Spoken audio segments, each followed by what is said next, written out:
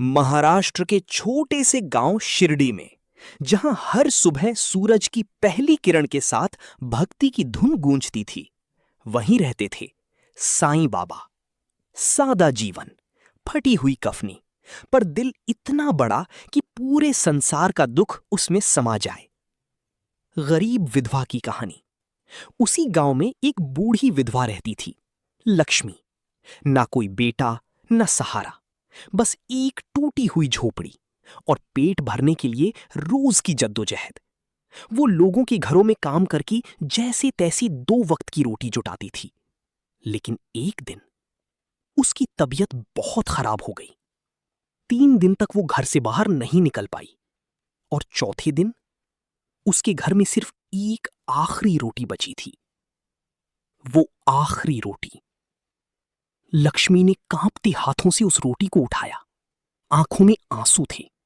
वो सोच रही थी, अगर ये खा ली तो आज बच जाऊंगी।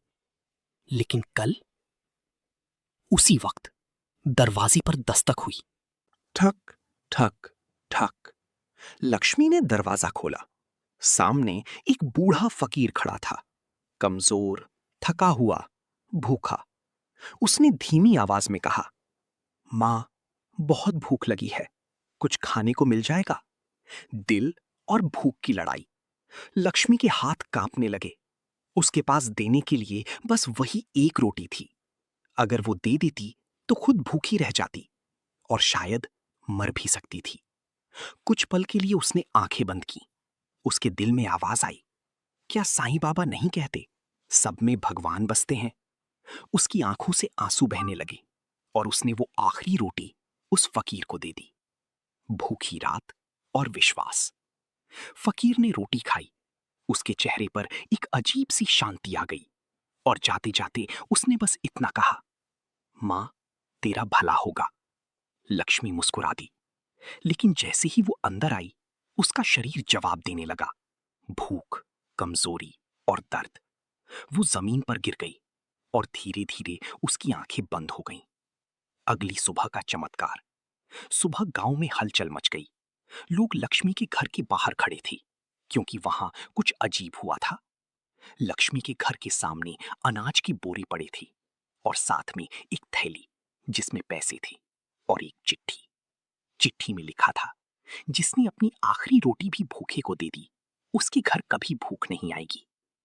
जब सच्चाई सामने आई, लक्ष्मी धीरे धीरे होश में आई और जब उसने ये सब देखा, उसकी आंखों से आंसू रुक ही नहीं रहे थे।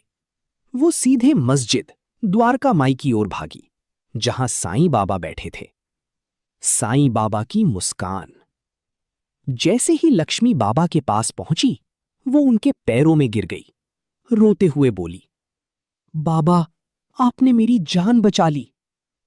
साईं बाबा मुस्कुराए और बोले, अरे मां, मैंने नहीं, तेरे विश्वास ने तुझे बचाया है। असली सच्चाई।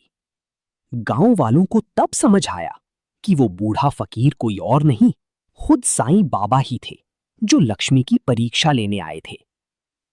कहानी का संदेश। इस कहानी से साईं बाबा हमें एक बहुत बड़ी बात सिखाते हैं।